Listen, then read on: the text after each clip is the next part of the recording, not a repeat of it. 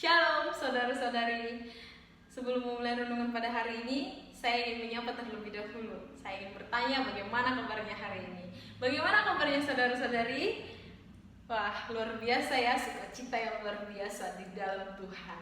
Nah, saya mau ambil tema pada renungan kita hari ini, yaitu kamu berharga di mata Tuhan. Wah, berharga di mata Tuhan. Nah, saya ambil tema ini karena manusia itu memang sangat berharga di mata Tuhan. Mengapa demikian? Sebab Tuhan menciptakan semuanya itu dengan perkataan, bukan? Ya, pasti. Ketika kita membaca di kitab Kejadian, semua diciptakan Tuhan dengan memperkatakan. Sementara manusia, Tuhan menciptakannya dengan debu tanah dan langsung menggunakan tangannya sendiri, memberikan nafas, memberikan ruah kepada manusia itu, lalu manusia itu bisa bergerak. Nah, seperti itu saudara. Apa sih berharga itu? Kalau dipikir-pikir, apa sih arti dari berharga? Nah, saya akan mengajak kita semua untuk mengerti dulu arti dari kata berharga. Nah, saya memberikan ilustrasi seperti ini. Berharga, sesuatu yang berharga itu adalah sesuatu yang tidak ingin kita lepas dengan mudah, bukan?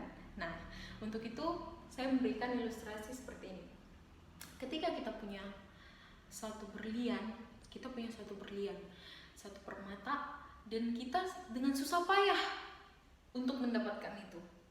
Ketika kita bersusah payah untuk mendapatkan itu, pastinya kita akan menjaganya dengan baik-baik, bukan? Agar tidak ada satu orang pun yang bisa mengambil daripada kita, bukan?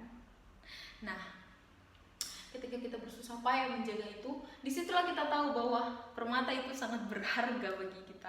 Nah, seperti itu juga manusia di mata Tuhan.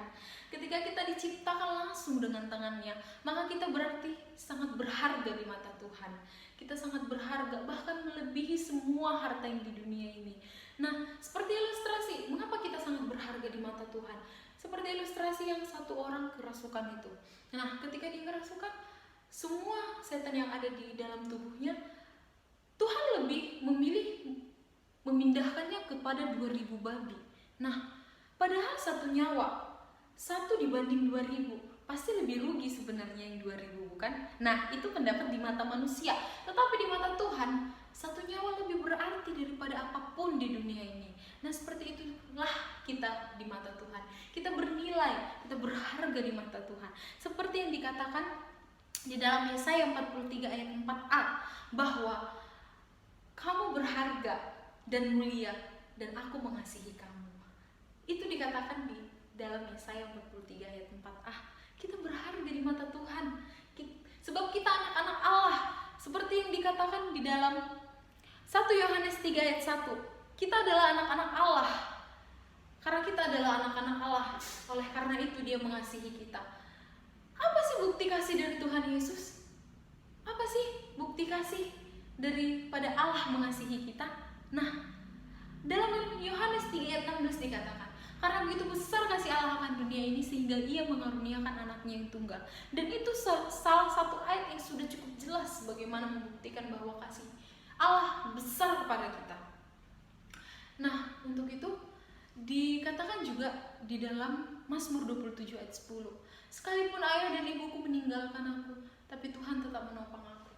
Mengapa ayat itu ditulis seperti itu? Sebab ketika kita tidak memiliki siapapun di dunia ini, ketika kita sudah putus harapan, dunia selalu meninggalkan kita ketika kita sudah tidak berguna, tapi Tuhan tetap menopang kita. Bahkan ayah dan ibu kita sendiri bisa meninggalkan kita, tapi Tuhan tidak pernah meninggalkan kita. Seperti itulah Tuhan, karena kita sangat berharga di matanya. Dia sangat mengasihi kita, Dia sangat ingin kita benar-benar menjadi anaknya. Nah, ketika Allah menginginkan kita dan menjadikan kita sebagai anaknya, apa tugas kita sebagai anaknya? Yaitu dikatakan hukum yang terutama dan utama adalah kasihilah Tuhan Allahmu dengan segenap hati, dengan segenap jiwa, dan dengan segenap kekuatanmu. Itulah tugas kita untuk menjadi salah satu bukti bahwa kita juga mengasihi Tuhan. Nah, ketika Allah mengasihi kita dan kita menjauh dari kasih Allah, kita tidak mengasihi Dia, berarti kasih Allah bertepuk sebelah tangan. tidak ada suaranya bertepuk sebelah tangan. Nah, untuk pemuda-pemudi pasti tahu ya bagaimana rasanya kasih bertepuk sebelah tangan, bukan? Sakit kan? Nah, sedangkan kita yang manusia saja merasa sakit ketika kasih kita tidak berbalas. Bagaimana dengan Tuhan? Coba kita renungkan.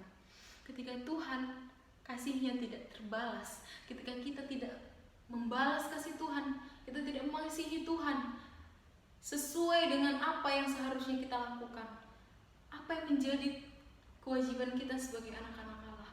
Kita tidak mengasihinya dengan segenap jiwa, segenap kekuatan, segenap hati. Tuhan akan merasakan rasa sakit, bahkan lebih sakit dari apa yang kita rasakan kepada manusia. Manusia memang selalu mengecewakan seperti itu. Tapi ketika kita dikecewakan manusia, kita harus cek terlebih dahulu. Apakah kita tidak mengecewakan Allah? Seperti itu. Nah, karena itu adalah hukum yang terutama, kita harus mengasihi Allah. Sebab dengan mengasihi Allah lah menunjukkan, itu adalah bukti bahwa kasih Allah tidak akan bertepuk sebelah tangan. Mengapa?